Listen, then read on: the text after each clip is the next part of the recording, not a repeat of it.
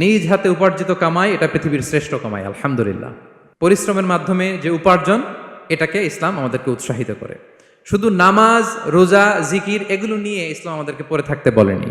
Quranic order হচ্ছে আপনার নামাজ শেষ, আপনি বেরিয়ে পড়বেন, কাজে বেরিয়ে যাবেন। ফাইদা কুদিয়াতিস সালাতু ফান্তাশিরু ফিল আরদি ওয়াবতাগু মিন ফাদলিল্লাহ।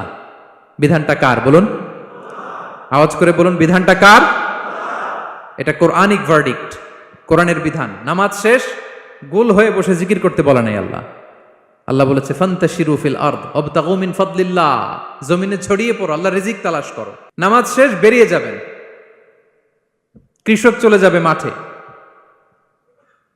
শ্রমজীবী চলে যাবে ফ্যাক্টরিতে, শিক্ষকরা চলে যাবে তাদের শিক্ষা প্রতিষ্ঠানে, কর্পোরেট ওয়ার্ল্ডের লোকেরা চলে যাবে তাদের প্রতিষ্ঠানে। ডেভেলপমেন্ট করতে হবে, সিভিলাইজেশন করতে হবে। নামাজের পরে গোল হয়ে বসে থাকা চলবে